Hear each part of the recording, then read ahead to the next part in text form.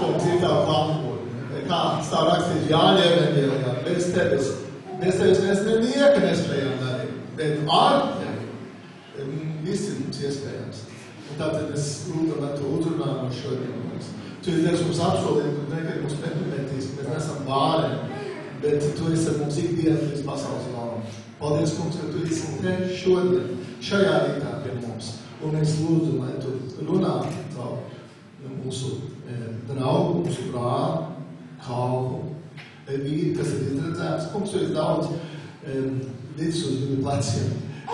Un es lūdzu, lai, kad viņš runā šodien, kad viņiem pašam no saviem vārdiem ir atpūta, ka tur būs svaigojums, ka tie vārdi piestākot pie mūsu sirdis un dod mums mieru, pamācīt mūs, uzmūdināt mūs. Kungs, lai mēs izjust garā sirdī arī miesā. Mēs izjust tavu vārdu, jo bez tevis mēs nieka nespējam darīt, bet ar tevi viss ir iespējams. Un mēs gaidām ne tikai kaut ko labu, bet visu to labāko no tevis, kas nāk pie mums, savu Jēzu Kristu un mūsu kungu. Amen.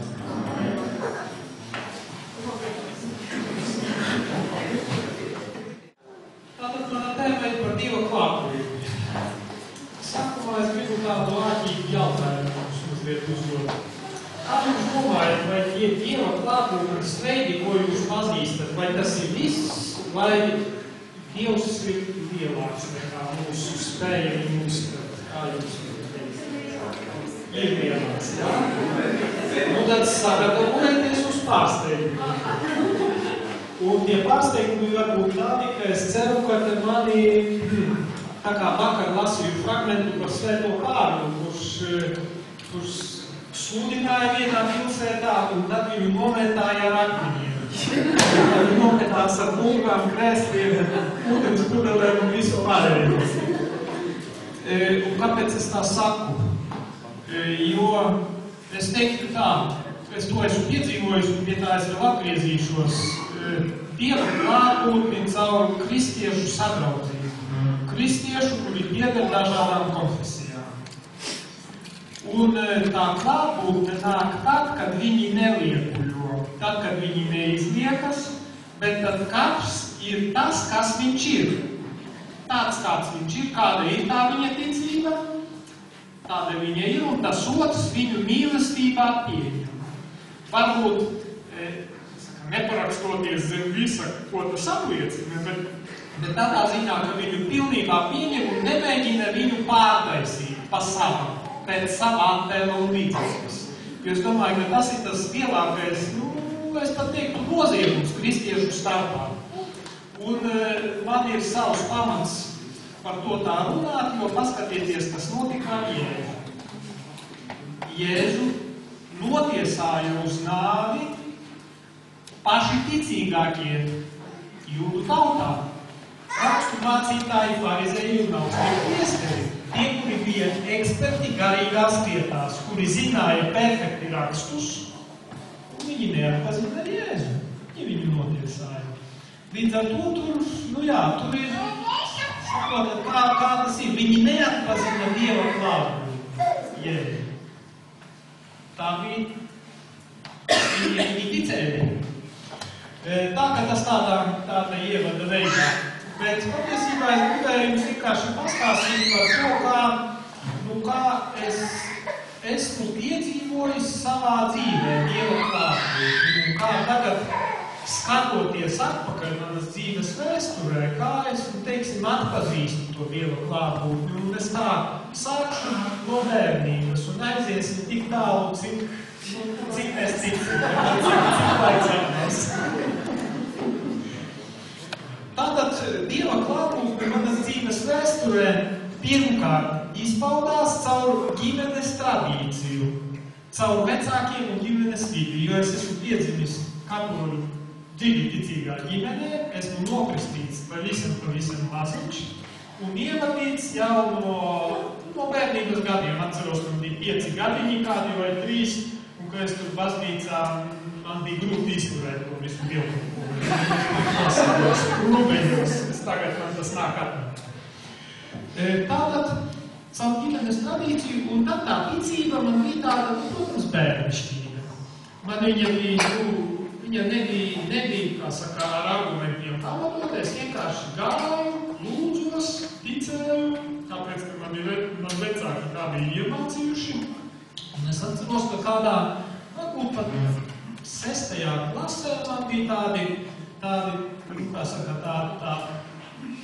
tādi mīlestības uzplūdi Dievu, ka es katru dienu pēc savas iniciatīvas sāku iet uz dievkalpojumu.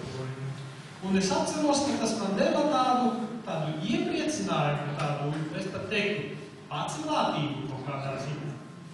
Bet, lūk, pēc tās, es to nosaukšu žēlastības, pēc tam man sākās ticības krīze, jo es biju vienīgais bērns skolā, kas gāja uz baznīcu un bija ticīgs, un uz mani tika izdarīts spiediens, tad man sākās kaut kādi kompromisi iekšā, un varu sakot, es atkritu uz 10 gadiem. Bet Dieva klātbūtne manā dzīvē nebeidzās ar to, ka es Dievam pagriezu robu. Un kādā veidā šobrīd tā skatīdamies atpakaļ, kādā veidā es viņu redzu to Dievu klātbūtni. Manī vienmēr bija iekšēja vajadzība meklēt kaut ko jaunu, kas man dotu priekšroku. Manī bija slāpes atrast atbildi uz, var teikt, pasaules galējo noslēpumu. Man patika skatīties zvaigžņotajās debesīs, sapņot par kaut kādām citām civilizācijām. Es lasīju grāmatas par atomfiziku, par kodolfiziku, par tām elementām daļiņām, jo man interesēja tas, kur ir pašos pasaules pamatos. Tad kādu laiku es aizrāvos ar tā saucamo zinātnisko fantastiku, ar visādiem tur piedzīvojumu grāmatām, kuras es rīju dučiem. Tad man interesēja, ka es jau beidzu vidusskolu mākslīgais intelekts, kibernētika, es domāju, ka tur es dabūšu to galēju atbildi un izdibināšu pasaules noslēpumu. Tātad mani visu laiku kaut kas dzina, izzināt pasauli, atrast tās jēgu, un tas bija tāds viens, teiksim, pamudinājums, kas man no dvēseles dziļumiem nāca, un otrs bija, ka man vienkārši gribējās darīt kaut ko, kas man dod gandarījumu. Un es sportoju, jau tiku tur pirmajā trīniekā Latvijā, pēc tam es arī, kad jau pametu skriešanu, tad es studiju noslēgumā atkal sāku nodarboties ar karatē, pēc tam pārgāju uz jogu un iekritu tādos garīguma meklējumos. Konkrēti, caur jogu es nonācu pie ticības Dievam. Un caur jogu es atklāju no jauna cilvēka garīgo dimensiju, vispār gara pasauli, kuru es biju kurai biju pagriezis muguru, un manī radās vēlēšanās lasot tos jogas darbus, un tiek runāts par jogu kā savienošanos ar Dievu, ka tās mērķis ir savienoties ar Dievu. Un es tad jau noformulēju savas dzīves mērķi patiesībā. Savienoties ar Dievu un sāku praktizēt jogu. Un lasīju visādu hinduismu, budismu literatūru, kas bija tajā padomju laikā pieejams, un praktizēdams jogu, mēģinādams aizsniegt to Dievu, par kuru es vēl nezināju, kāds viņš ir, bet zināju, ka viņš ir. Man radās tā iekšējā pārliecība. Un pēc kāda laika es iegāju krīzē. Jo es redzēju, ka tas nedarbojas, ka es ar visiem spēkiem cenšos to Dievu aizsniegt, ka Dievs, var teikt, pat attālinās no manis. Un, var teikt, kur tad tā Dieva klātbūtne tur bija? Dieva klātbūtne tātad bija tajās slāpēs, kas bija mani pirmkārt, un otrkārt arī tajā manis ievešanā krīzē. Jo, ja es nebūtu iegājis iekšējā krīzē, tādā nomāktībā, es nebūtu meklējis kaut ko citur, es nebūtu bijis gatavs atvērties uz citiem variantiem, citiem risinājumiem. Un lūk, tā periodā, kad es biju krīzē, es liktos, ne no šā, ne no tā manī radās pamudinājums aizbraukt uz Siguldu, kur kur es nekad mūžā pirms tam nebiju bijis. Es piecēlos, iekāpu vilcienā, nevarēju tā kā vēl atrast vietu, staigāju tur patpakaļ, un beigās piesēdos 2 jauniem cilvēkiem, kuri pa ceļam izrādījās, runāja par Dievu, runāja par logosu, kurā ir radīts viss. Un es tā biju nedrošs tajā laikā, un kaut kā pie pašas Siguldas tā iestraucos, bet tā skaņa ka tad vispār tā ir tā pati, kas tas logos, un tā ir pasaules pamatā, jo man galvā bija pilna galvā ar budismu jogas idejām. Nu, un izrādījās, ka viņi arī brauca uz Siguldu, un mēs visu dienu pavadījām kopā, un viņi man deva liecību par to, ka viņi ir atraduši ceļu pie Dieva, un tas ir caur Kristu. Jo viņi bija piederēti pie tādas ekumēniskas kristiešu kopienas, pagrīdes grupas, viņi pulcējās reizi nedēļā mājās, viņi lasīja Dieva vārdu, viņi to pārdomāja, viņi lūdzās, un to kopā viņi sauca par agatību. Pēc tam viņi dzēra tēju, un bija Dievs. Dievs bija tajā pamudinājumā, tajā rītā braukt uz to Siguldu, jo es biju taisījies veselu gadu, bet tai dienā es zināju, ka man ir jābrauc. Dievs bija klāt, tad, kad man kaut kas neļāva, ieņemt to vietu, kurā es sākumā tā kā taisījos apsēsties. Mani kaut kas dzenāja tur patpakaļ gar to vilcienu, gar tiem vagoniem, un tad pašā tajā vagonā, kamēr es piesēdos klāt īstajai cilvēkai. Dieva klātbūtne. Viņa bija neapzināta, viņa bija neapšaubāma. Tas ir neapzināta, bet es esmu pārliecināts. Tā bija Dieva klātbūtne, kas tur izpaudās. Jā, un pēc tam es tā pāris mēnešu laikā, kad es sāku piedalīties tajās tikšanās reizēs, es ļoti ātri, jo katru svētdienu mēs gājām arī uz dievkalpojumiem, uz dažādiem draugu dievkalpojumiem. Mēs tur bijām pareizcīgajiem, katoļiem, luterāņiem, baptistiem, vasaras svētku, pat uz sinagogu mēs bijām aizgājuši. Tā. Un pēc 2 mēnešiem man radās iekšēja nepieciešamība aiziet pie grēkstības, ko es nebiju darījis 10 gadus.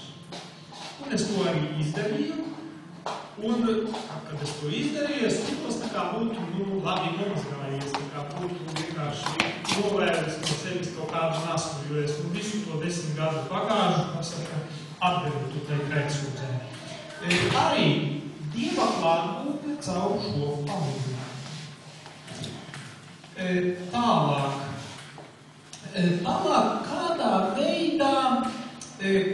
veidā tai grupā, ko mēs saucām par ekumēnu, tā Dieva klātbūtne izpaudās. Mēs tur tāds, var teikt, pamat veids, kā mēs lūdzāmies kopā, tas bija tā saucamais ekumēniskais lūdzības. Kurā nav viss esi sveicināta Marija uz tām 10 krellītēm, kas tur ir, jo es tur paņēmis, neiedomājos, ko līdz tādu to pirmo, jo man ir tikai šitāds te līdzi, bet lielajā ir 50 tās krellītes, 5 reizes pa 10. Un tur, lai nebūtu grūtības brāļiem, piemēram, protestantiem, kuri piedalās tikšanās reizēs, tur ir uz šitām 10 krellītēm ir nevis esi sveicināta Marija tā lūkšana, kas ir arī no Lūkas evaņģēlijiem. Bet katrā daļā ir sava griešanās, teiksim, pie Jēzus. Pirmajā daļā ir kungs Dāvida dēls, apžēlojies par mums. Katrs uzsaukums ir no svētajiem rakstiem. Otrajā daļā ir Jēzu Nācerieti, Jūdu ķēniņi apžēlojies par mums, un trešajā ir kungs Dāvida dēls, Kristu, dzīvā Dieva dēls apžēlojies par mums. Un un tajā rūkolī tur arī ir noslēpumi, tā saucamie, pēc katriem 10 uzsaukumiem, un katrā noslēpumā tur ir kāds fragments no svētajiem rakstiem, kurā ir kāds gadījums no var teikt tā, kāds fragments no pestīšanas vēstures, un sevišķi no Jēzus dzīves, no viņa ieviesošanās, no viņa darbības un no viņa ciešanām un no viņa augšācelšanās. Un mēs to vienkārši pārdomājām, un interesanti, ka es caur lūkšanu iemācījos spontāni lūgties, jo katoļiem vispār spontānā lūkšana nav pārāk tā, teiksim, populāra, vai katoļi ir pieraduši lūgties ar gatavām lūkšanām, teiksim tā. Bet tad, kad mēs lūdzāmies kopā to lūkšanu, tur ir iesākumā ievadlūkšana, tad ir rakstu lasījums, un tad, kad tu nolasi tos rakstus, tad tu mēģini tos pārdomāt, var teikt tāda meditācija par to tēmu, un pēc tam ir lūkšana, izējot no šiem rakstiem. Un es teiktu, ka caur to lūkšanu es iemācījos patiešām spontāni lūgties un piedzīvoju caur to Dieva klātbūtni. Un iemācījos arī meditēt Dieva vārdu. Un tālāk attiecībā par Dieva vārda meditāciju. Un Dieva klātbūtni, Dieva vārda meditāciju. Uz to mūsu grupu šādi tad atnāca viens no Ukrainas, viens jauns cilvēks, kuru bija izmetuši no Ļuvovas mūzikas akadēmijas par to, ka viņš bija kristīgu nometni organizējis. Tas bija kaut kur 70. gadu beigās. Un viņam tur iedeva vilka pasi, viņš tur nevarēja vairs mācīties. Tad viņš aizbrauca uz Igauniju, iestājās mūzikas akadēmijā, tur vai konservatorijā, iemācījās igauņu valodu, un viņš mācījās un braukāja caur Rīgu uz Ļuvovu atpakaļ.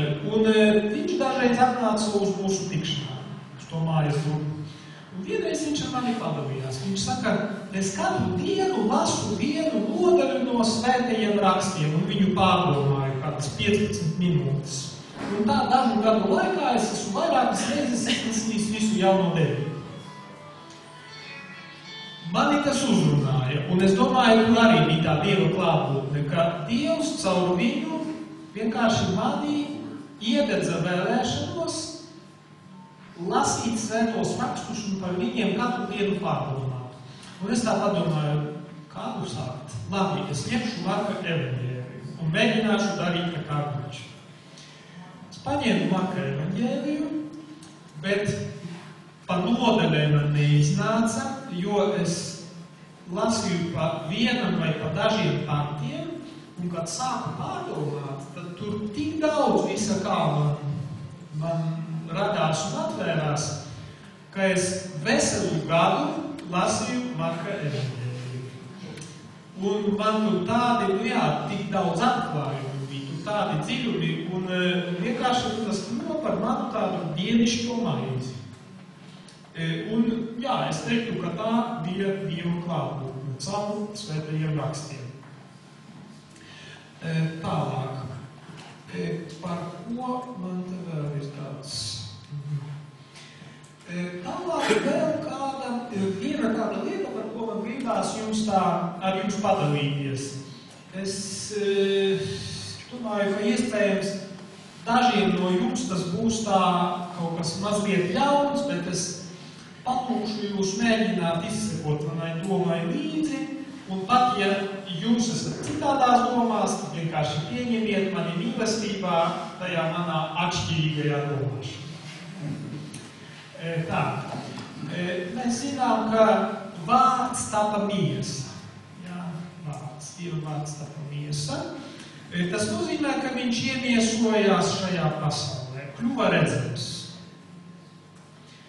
Bet vecajā derībā mums ir attēlu aizliegumi. Tev nebūs Dieva attēlu darīt nekādu, ne? Un tā bija elpnievība, par to draudēja nometināšanā ar akmeņiem, un vecajā derībā to ļoti strikti uzpasēja, lai nekādi Dieva attēli netiktu veidot. Vienīgi tie ķerubi tomēr bija tajā svētnīcā. Bet jaunajā derībā notika kaut kāda pārmaiņa. Vārds tapa miesa.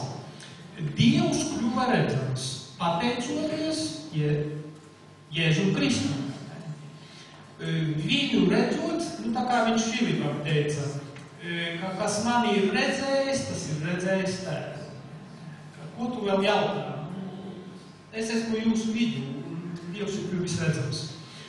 Un tagad pateicoties tam, ka miesa ir tapusi, ka tad vārds ir tapis miesa, tātad mēs varam faktiski attēlot Dievu. Var teikt, ka pateicoties tam, miesa arī var tapt vārds un runāt par Dievu.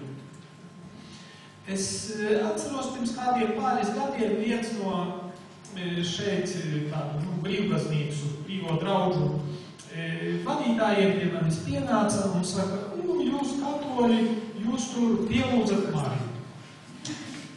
Es saku, paklausies, parādi man lūdzu to katoli, kurš pielūdz Mariju, un es viņam sadošu rītīgas sukas. Es būšu pirmais, kurš viņam sados frāzienu. Jo pielūgt var vienīgi Dievu. Ja kāds pielūdz Mariju, ja kāds katolis pielūdz Mariju, tad viņš nodarbojas ar evaņģēliju. Jo var pielūgt vienīgi Dievu. Bet Mariju var godināt. Tāpat kā mēs godinām, jo taču ir arī Dieva bauslis, tev būs godāt un cienīt savus vecākus.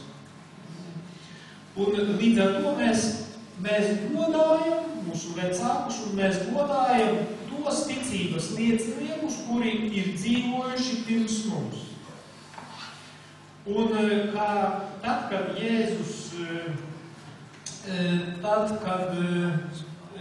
tur Jēzus diskutē ar tiem rakstu mācītājiem, tad viņš saka, ka Dievs ir Jēkaba, Abrahama un Izāka Dievs, un viņā visi ir dzīvi. Viņā visi ir dzīvi. Arī tie, kuri ir nomiruši kungā, viņi ir dzīvi. Un tā kā apostolis Pāvils saka, mīlestība nekad nebeidzas. Un tad, ja kāds nomirst, bet viņā ir bijusi mīlestība, un mums ir bijusi mīlestība pret viņu, kungā mums ir ar viņu komunikācija. Mēs nevaram izsaukt mirušos, vai ne? Garu izsaukšana ir aizliegta, vai ne? Bet kungā mums ir vienotība arī ar Dievu. Jā, un tātad, šeit, protams, daudziem brāļiem protestantiem tas liekas, tā, viņi to uztver kā tādu katoļu dīvainību, kuru var pieciest, un par kuru katoļiem būtu jākaunās, tad, kad viņi ir pareizi domājoši, teoloģiski pareizi domājošo brāļu protestantu vidu. Jā, es citu, par to man nevienreiz ir tie, kuri piedalījušies jaunatnē ar misiju vai kaut kādos sajietos, viņi tā man ir teikuši, ka viņi jūtas, ka labi, vispār, tu esi feins, tu esi labs brālis, bet tev ir dīvainība. Dīvainība, kuru es esmu ar Dievu piecies. Ka tu varbūt domā pielūdz Mariju, tu pielūdz tos svētos un kladies tos svētos priekšā, vai ne? Labi, mazu grēciņu var piecies. Ka tu mīli Kristu, vai ne? Ka tu mīli kungu, mēs savēko. Tā tas tiek uztvers, diemžēl. Es gribu būt ar jums atklāts un man negribās liepuļot un izdīties. Nē, tā tas tiek, tā ko jūtās. Bet šeit ir tā lieta, kā es teicu, Dievs ir lielāks nekā mūsu sirds un nekā mūsu priekšstati par viņu. Un pieņemsim to, ka labie brāļi baptistie, viņi vēlas kristīt tikai pieaugušos, viņiem ir savs pamats, kā pieņemsim viņus mīlestībā, un lai viņi to dara, vai ne?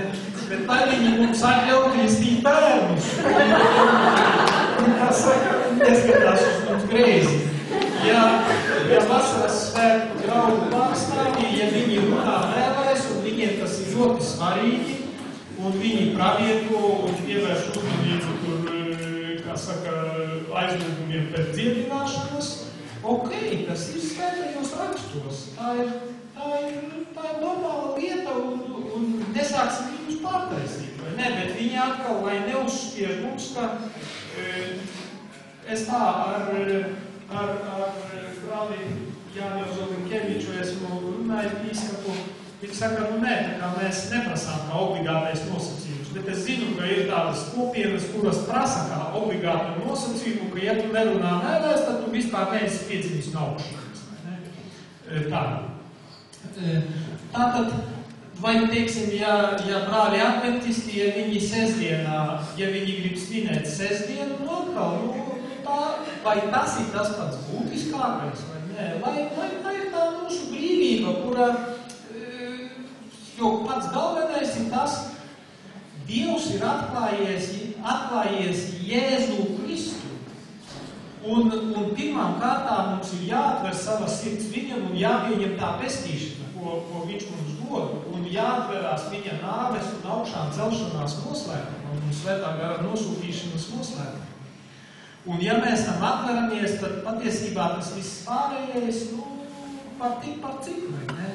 Un es domāju, ka tajā pašā galvenajā, jo lūk, tā ir tā galvenā Dieva klātbūtne. Jēzu Kristu, kurš ir miris un augšām cēlies par mums un nosūtīs svēto garu. Tā ir galvenā Dieva klātbūtne. Un visi pārējie veidi tikai tik tālu, cik tālu viņi palīdz mums vairāk atvērties Jēzu Kristu. Un priekš mums katoļiem Jaunava Marija, viņa ir, turpat ir tāds teiciens, kā caur Mariju pie Jēzus. Bet starp citu, citi atkal ir pateikuši caur Jēzu pie Marijas.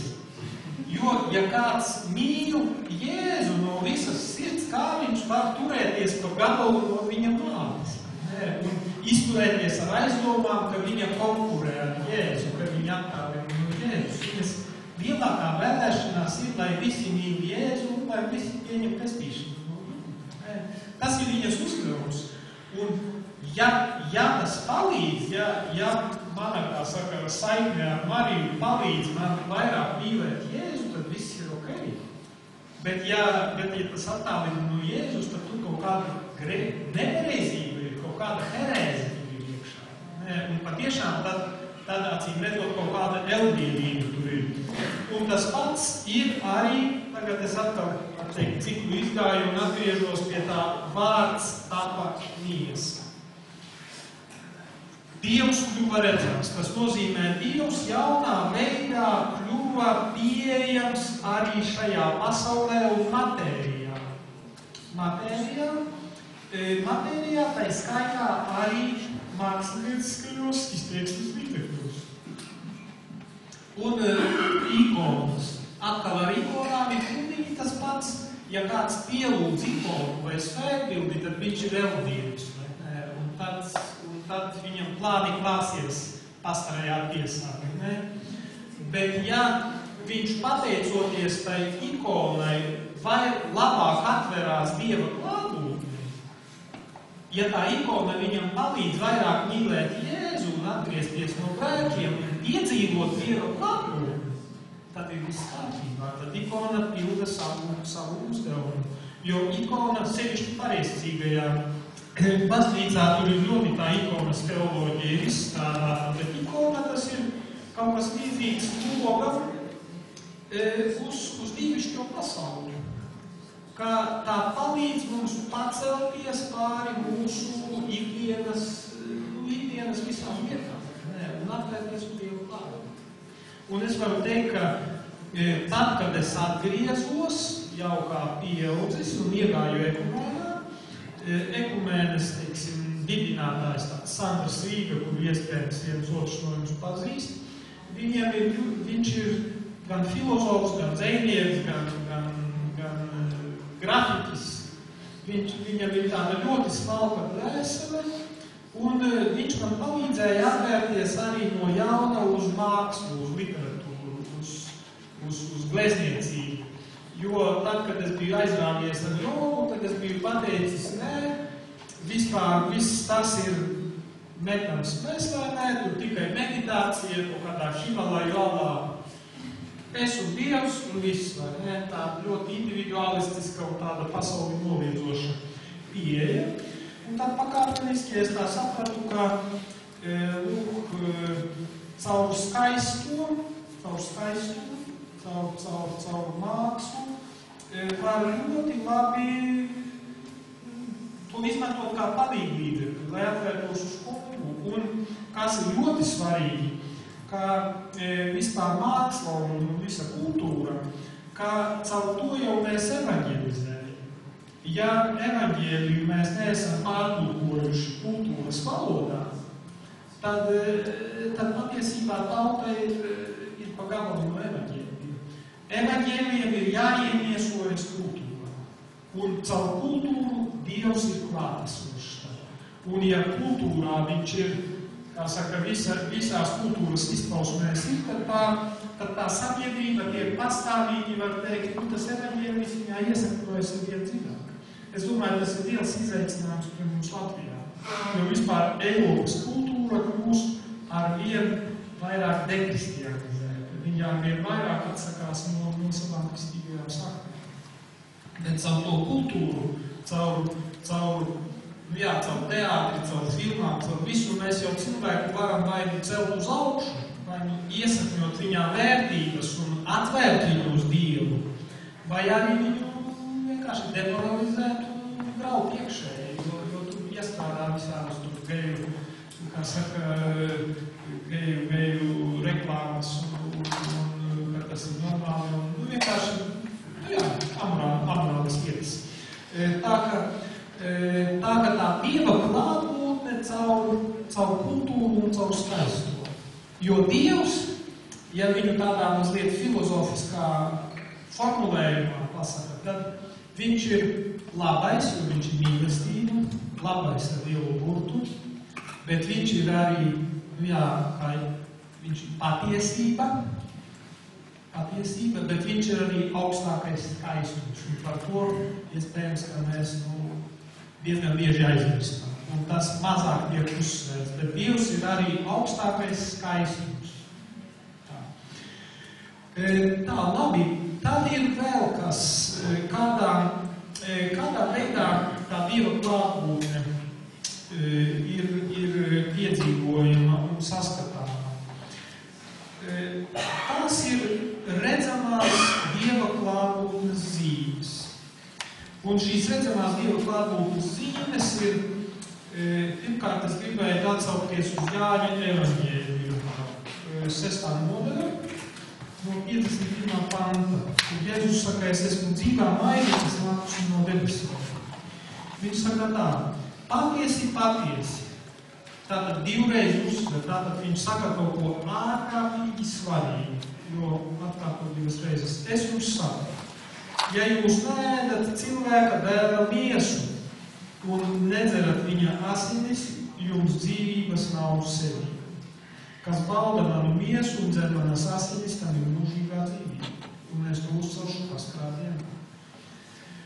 Dieva klātbūtne caur redzamām zīmēm, caur pēdējo vakarību ielas, caur tā saucamo euharistiju, kas katrā ziņā pie mums tas tiek uzsvērts, ka tas ir kristīgās dzīves kalvals, šis mīlestības, un avots, no kura izplūst viss viņa spēks, balstoties uz Jēzus vārdiem. Tad, kad mēs ēdam viņa miesu un dzeram viņa asinis, pārbaudījuši sevi, tā kā apostolis Pāvils saka 1. vēstulē Korintiešiem 11. nodaļā, kaut no 23. un 9. panta. Viņš saka, pārbaudiet sevi, jo daži ir slimi, jo daudz slimu un daži pat ir nomiruši. Un viņš saka, kāpēc? Tāpēc, ka jūs laužat maizi un dzerat no biķera nepārbaudīdami sevi. Tas nozīmē grēka stāvokli. Tas nozīmē neatgriezušies no grēkiem. Tātad ļoti svarīgi. Mēs pieņemam dzīvību, mēs, var teikt, vienojamies ar Kristu un mūs, vienkārši kļūstam līdzīgi Kristu. Tātad viņa miesa un asinis kā klātbūtnes zīme. Tālāk vēl viņa klātbūtnes zīme. Jāņa evaņģēlijā 20:23. Tā nav vienīgā vieta, bet ņemot to kā piemēru. Jēzus saka mācekļiem, kam jūs grēkus piedosit, tiem tie būs piedoti. Kam jūs tos paturēsit, pie paliks. Tātad Dieva klātbūtne caur ordinēta kalpotāja darbību, caur ordinēta kalpotāja, caur pilnvarota kalpotāja, kādu sakot, vārdu izteikšanu. Saka, kam piedosit, kam paturēsit, kam piedosit, ka Jēzus Kristus vai Dieva vārdā tiek piedoti grēki, tam, kurš to sūdz un nožēlo. Tālāk vēl Dieva klātbūtnes veids no Jēkaba 5:14 un uz priekšu. Ja kāds starp jums ir nevesels, lai viņš aicina draudzes vecajus, un tie, lai lūdz Dievu par viņu, to svaidīdami ar eļļu, tā kunga vārdā, un ticīga lūkšana izglābs viņu. Tāpat kā grēku piedošana, jo to jau dara Dievs, to jau kalpotājs tikai ir instruments viņa rokās vai starpnieks. Tāpat arī dziedināšana. Dziedina jau Dievs, nevis cilvēks. Mēs esam necienīgi kalpi un necienīgi instrumenti, kurus viņš dažreiz lieto. Bet katrā ziņā ir šis aicinājums Dieva klātbūtnes veids. Tālāk, kādi vēl ir klātbūtnes veidi, jo attiecībā par tām ārējām zīmēm to varētu turpināt sarakstu, bet, mums te ir ierobežots laiks un iespējas. Mēs tikai 3 izvēlējos. Tālāk vēl ir Dieva klātbūtne caur tā saucamajām gara dāvanām vai harizmām drīzāk, īpašajām vai harizmātiskajām dāvanām, teiksim tā. Piemēram, tā saucamā atziņas runa vai pravietiskais vārds. Es domāju, ka daudziem no jums ir bijušas tādas situācijas, kad tu, piemēram, aizlūdz kaut kādā nodomā vai aizlūdz par kādu cilvēku un pēkšņi tu saņem atbildi. Kad tu lūdz un pēkšņi tevi labi met mieru nokārtot tā vieta. Ir bijis tā. Vai arī, kad tu aizlūdz un pēkšņi tev tiek dots vārds tam konkrētajam cilvēkam, ko viņam pateikt, vai ne? Vai ka tiek kaut kas uzrādīts, ko tu cilvēcīgā veidā, tu to nevarēji zināt. Teiksim, jā, to var nosaukt par atziņas runu, kad Dievs parāda kādu izvelk augšā, uzceļ augšā kaut ko tādu, kas palīdz atrisināt problēmu, kas parāda gaismu. Dieva klātbūtnes zīme. Un es domāju, ka šeit mums ir ļoti lielas, es teiktu, iespējas, un vai mēs to tā izmantojam. Varbūt ir tādas kristiešu kopienas, kuras ļoti akcentē to, bet ir tādas, un es teiksim, runājot jau konkrēti par katoļiem, es domāju, ka šeit mums ir izaicinājums atvērties uz visu šo jomu, jo Dievs ir labs, un viņš saka, lūdziet, jums tāds dots. Un varbūt mēs lūdzam tā abstrakti un sakām, jā, tā kā dzirdējām to liecību par darbu, bet neskatāmies dziļāk, jo, principā, tas galvenais ir atgriešanās un mūžīgā dzīve. Sadraudzībā ar Dievu, mēs varbūt kaut ko lūdzam, kas ir pilnīgi garām, tas ir tā kā bērns, kurš spēlējas ar uguni, vai lūdz, lai te uguns iedegās, tad īstenās vien. Tātad visas šīs tādas mūsu harizmātiskās dāvanas vai pravietiskais vārds, kas arī ļoti svarīgs. Dieva klātbūtne caur to. Tālāk, Dieva klātbūtne caur dzīves faktiem. Piemēram, manā dzīvē ir bijis tā, ka tad, kad es studēju vai strādāju par inženieri, man bija savi plāni. Dievam es biju pagriezis muguru, un man gribējās savu dzīvi iekārtot pēc sava prāta. Un es dažas lietas gribēju dabūt cauri, bet man nesanāca es ieliku visas savas spējas un vienkārši par katru cenu gribēju. Es lauzos iekšā, bet durvis bija ciet, un es biju tā kā tu ieskrienies un tā bieži pret sienu, un pēkšņi brūkš, kā zemi, netika cauri. Un es teiktu, ka tajā caur šiem faktiem, kad durvis bija ciet, tur bija Dieva klātbūtne, tajās aizvērtajās durvīs. Es tikai tagad atpakaļ skatoties, redzu, ka tā būtu bijusi peķēdījies, ka būtu parāds. Un man būtu bijušas durvis ciet uz šodienas kalpošanu. Var teikt, ka durvis, kuras ir ciet, tā ir Dieva klātbūtne arī, bet atkal durvis, kuras atverās, kad tu atbildi Dieva aicinājumu. Un tā man bija, kad es pateicu Dievam jā, attiecībā uz priesterisku aicinājumu, tieši tajā brīdī, 2 mēnešu laikā, tas bija 90. gadā, es biju nokārtojis visus papīrus, kas man likās pilnīgi neiespējami, dabūjis visas atļaujas un tā, un es aizbraucu studēt uz Katoļu universitāti Polijā Ljubļanā. Pēc 2 mēnešiem es esmu tur iekšā un pilnīgi pārsteigts. Viss sākas, viss notiek. Un tajā laikā man bija tā pārliecība, ka tas ir tas labākais variants, es tur varu dabūt to labāko sagatavotību priekš priesteriskās kalpošanas. Un tur visur tā kā mani būtu gaidījuši, es tik pienācu pie durvīm, viņas jau laiku nedarās. Arī Dieva klātbūtne. Pēc tam Dieva klātbūtne kāda veida, es to nosaucu Jāna potenciāla atraisīšanās. Pēc tam, kad tu esi atbildējis Dievam jā. Un arī konkrēti, teiksim, pēc priesteriskās vai episkopālās mūsu ordinācijas. Jo es teikšu tā, tad, kad es biju skolnieks, skolā es biju ļoti miklus un es būtu droši vien noģības, ja man nāktos runāt tādas auditorijas priekšā. Vienkārši man bija grūti, es biju kautrīgs ļoti.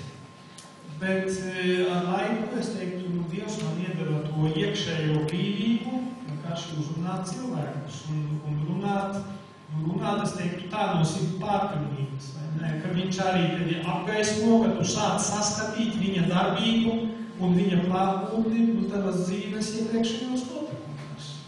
Tas viss kaut kā tā, ka tev acis sāk atvērties. Tas ir tā kā tur evaņģēlijā, kur Jēzus to saklos dziedu, pamazām, vai ne? Sākumā viņš redz tā kā kokus tos cilvēkus, pēc tam Jēzus turpināja viņu darboties un viņš redz visu skaidri. Un tā ir arī ar mūsu garīgo dzīvi un ar Dieva klātbūtni mūsu dzīvē. Ka mēs sākumā varam domāt, ka Dievs nav, pēc tam izrādās viņš bija. Ka viņš ir visu laiku. Tālāk.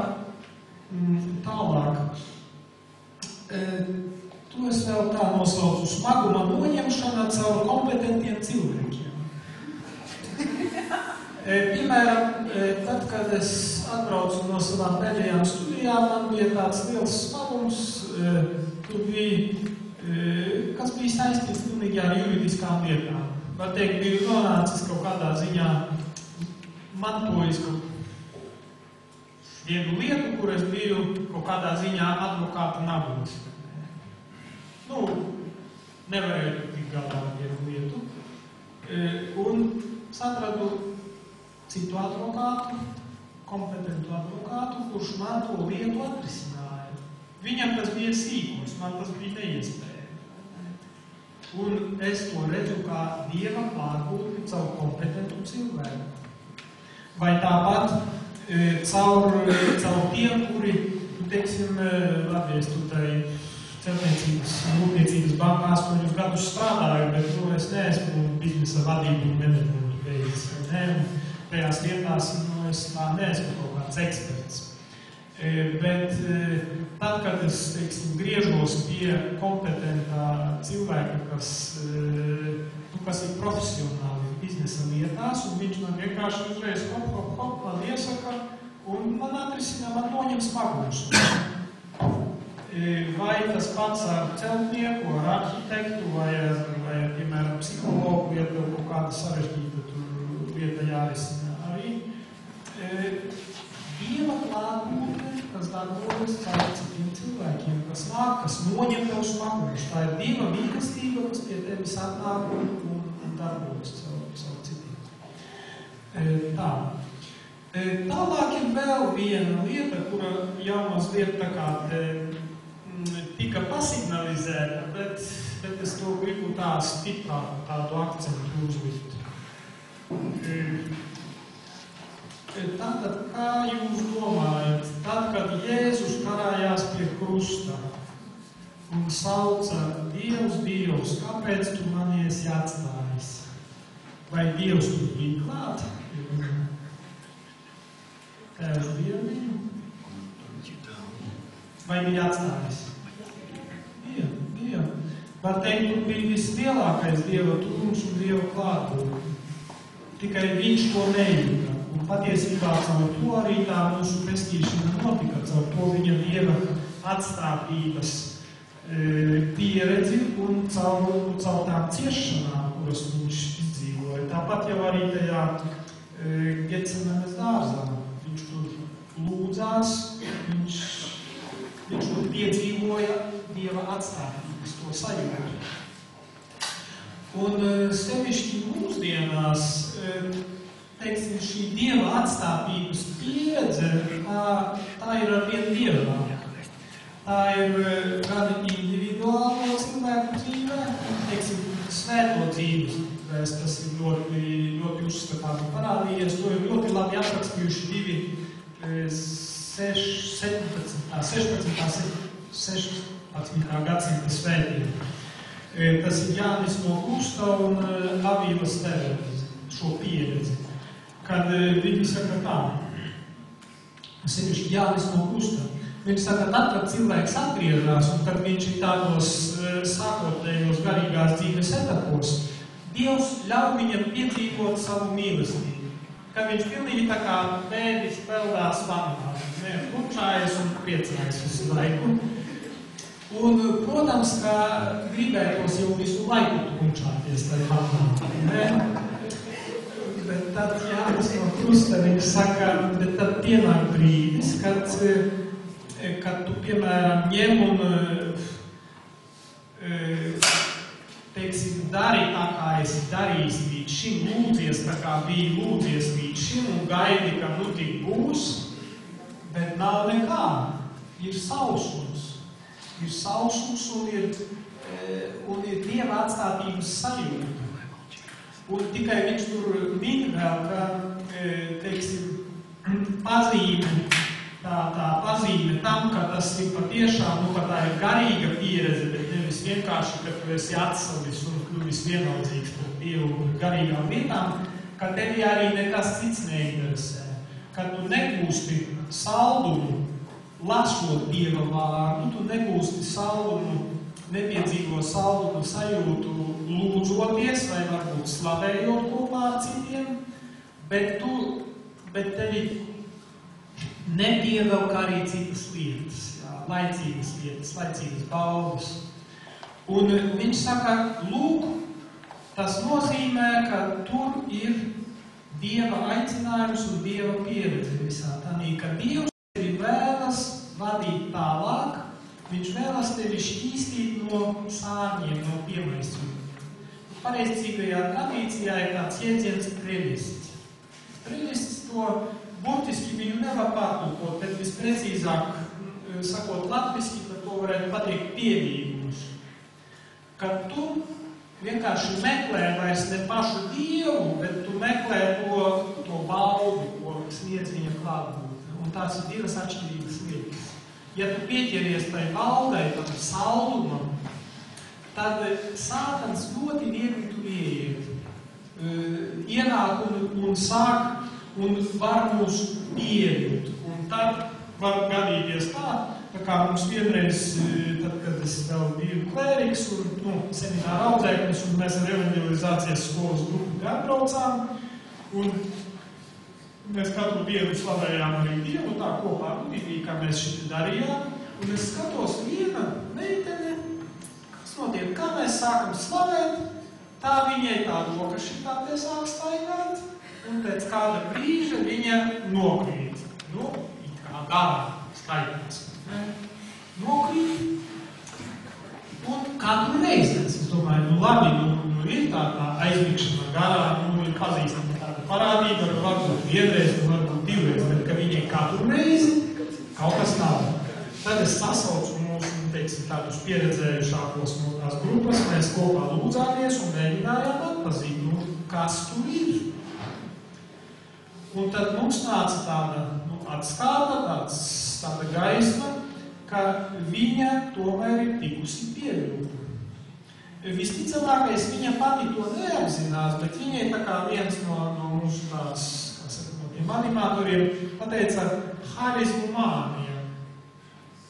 Viņa ir tāds psiholoģisks kaut kāds tāds, nu, kā saka, štamps vai tāds priekšstats galvā, ka, nu, lūk, ka ja notiek manifestācijas, tad tas nozīmē, ka Dievs tur ir. Un viņa ir tāda iekšēja pieķeršanās tā, ka viņa faktiski vai nu pati to producē, pati to neapzinoties, nu vai tu arī ļaunais jau ir iegājis iekšā.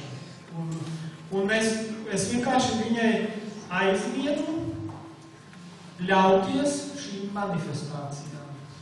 Turpmāk un patūk šie, kā saka, numuļi. Līdz ar to tas ir, nu jā, mēs atgriežamies tagad pie tās Dieva, pie tās Dieva klātbūtnes un pie tā sausuma. Ka tad, ja mēs sākam meklēt piedzīvojumus un tos garīgos saldumus, mēs varam tikt ļoti ātri pieļūt. Mums ir jābūt gataviem Dievam to atdot, jo ir ne tikai, teiksim, tādas miesīgas pieķeršanās, pie visādām tādām primitīvām miesīgām baudām, bet varbūt pieķeršanās arī pie garīgām, visādām manifestācijām, var teikt, garīgām baudām. Un Dievs vēlas mūs šķīstīt no visa, un tādā labā nozīmē nolikt mūs pie vietas, jo mēs jau vienmēr par sevi labi domājam un esam augstās domās, un diemžēl vienmēr pastāv tas risks, ka mēs gribēsim sevi nostādīt centrā un uzticīgiem Dievam. Un Dievs vēlas parādīt mums mūsu nabadzību līdz galam, respektīvi caur šo Dieva atstātības sajūtu, viņš parāda mūsu patieso stāvokli. Jo tie, kuri tam ir izgājuši cauri, viņi saka, tu jūties pilnīgi, pavisam mēnus un maziņš, tu redzi pašu sīkāko nepilnību, tu redzi visu savu egoismu, lepnību, visu, un kad tu stāvi šitā Dieva priekšā, un vienalga viņu meklē, un tev nav vairs nekādas baudas, bet tu vienalga sevi tajā bezdibedī, kā saka, meties iekšā, un tad viņš iztīra mūs līdz galam, un tad Dieva spēks caur mums patiešām var plūst.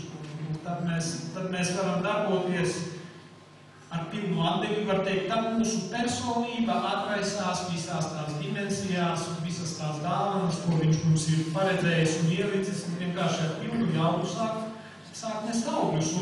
Un tikai tad sāk piepildīties tie Jēzus vārdi, ka jūs vēl lielākas lietas darīsiet, kā es. Kas man tic tādas pašas, to pašu darīs un vēl vairāk. Bet tur ir vajadzīga tā šķīstīšana līdz galam.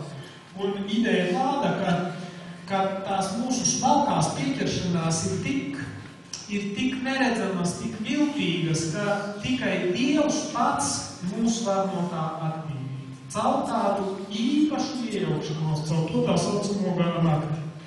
Teiksim, māte Terēza no Kalkutas, viņai kaut kur 40.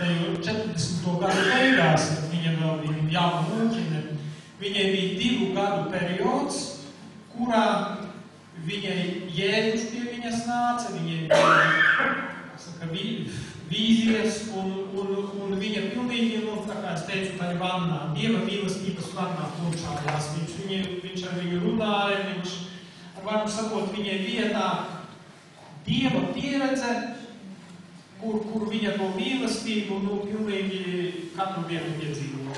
Un tad kādu dienu Jēzus viņai parādījās, un viņš teica, šī pēdējā reize, tu vairāk mani tādā veidā neredzēsi, bet esi droša, es vienmēr būšu tev blakus. Bet tagad tev būs jāsteigā ticībā. Un viņa nodzīvoja, un es biju šokā, kad es to uzzināju. Bet to es uzzināju pēc viņas nāves jau. Viņa tie bija kādi 50 gadi, ko viņa nodzīvoja ar Dieva atstādības sajūtu. Jusdamās necienīga, notiesāt, meldot mazliet. Bet ārēji no viņas staroja mīlestību un prieks. Viņa gāja ticībā, viņa pieņēma ticībā šos Jēzus vārdus, uz tiem balstījās, un viņa dzīvoja. Un viņa dzīvoja, un Dieva mīlestība plūda caur viņu, bet viņā iekšienē bija šī Dieva atstādības sajūta. Un kādīgi augļi ģimdīs, jo tā kongregācija ļoti strauji attīstās, un Dievs dara lielas lietas caur viņiem. Un patiešām tūkstošiem un tūkstošiem cilvēku atgriežās caur viņiem. Bet redziet, Dieva atstādības sajūta, kura nenozīmē, ka Dievs ir tuvu. Dievs ir klātesošs tieši tajā Dieva atstādības sajūtā. Un vispār tas ir mūsdienās, teiksim, ir pat tādi autori, domātāji, kuri saka, tā visa mūsu civilizācija, kura ir atkāpusies no Dieva un piedzīvo šo tukšumu, jo patiesībā piedzīvo šo tukšumu, jo skatieties tās visas narkotikas un alkohols un seksa visas atkarības un patiesībā arī atkarība no naudas, no karjeras, no visa Dieva atstādība.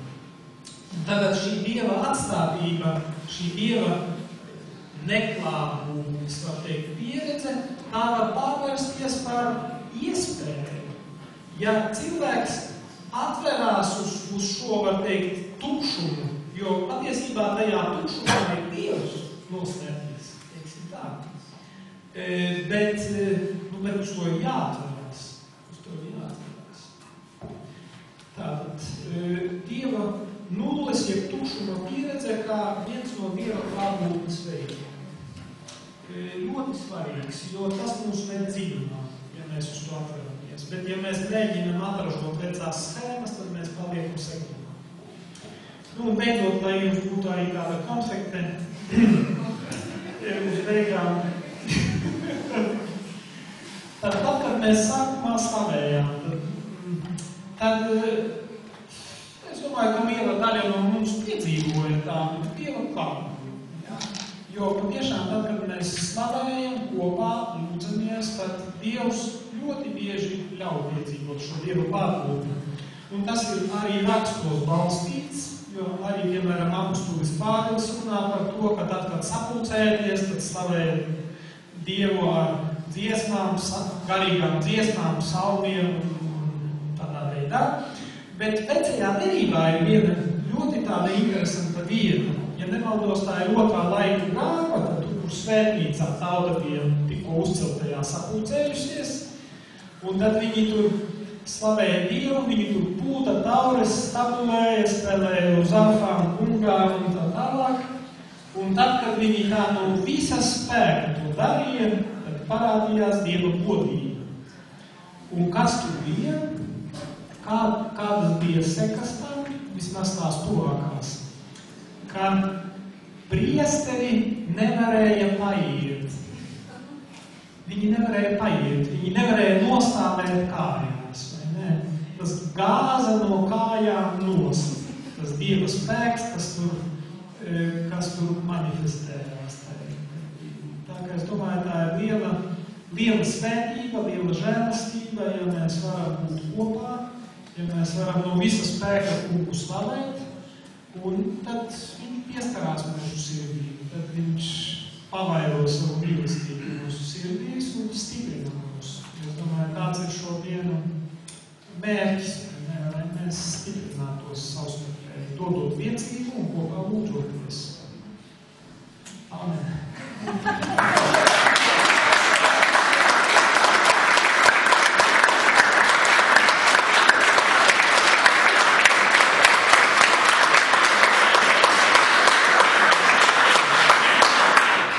Piecelsimies un tad visi kopā, jā? Tā. Es aizvedu, jā. Dievs, mēs tev pateicamies par to, ka tu esi sapulcinājis mūs kopā, un ka tu mūs esi aicinājis atvērties uz tavu klātbūtni, kura ir tik brīnišķīga, kura ir tik daudzveidīga un prātam neaptverama. Un mēs tagad lūdzam, kungs, lai tu ienāc mūsu sirdīs ar jaunu spēku, jaunā veidā, lai tu atver mūsu acis un noņem no tām zvīņas, kas aizsedz tās, lai tās varētu redzēt tevi, tavu klātbūtni mūsu līdzinājās dzīves vēsturē. Mēs lūdzam, kungs, ienāc tagad mūsu sirdīs, ienāc pieskaries tā, atraisi bažas, atraisi un paņem tos smagumus, kas mums ir, paņem mūsu rūpes, mūsu raizes, palīdzi mums to visu atdot tev, nolikt to pie tava krusta, pie tavām kājām un atvērties uz to mīlestību, kuru tu vēlies tagad iepludināt mūsu sirdīs. Gan patiešo, gan arī vienam caur lūdzu. Nāc mums un pavairo šo sadraudzības garu mūsu vidū, pavairo mūsos ticību, cerību un mīlestību. Un lai nāk svētais gars un atraisa mūsu lūpas, mūsu mēli, lai viņš piepilda mūsu sirdi un atraisa visas tās kalpošanas dāvanas, kuras tu no laika, no sākuma esi mums paredzējis. To mēs lūdzam Jēzus Kristus, tava dēla vārdā. Amen.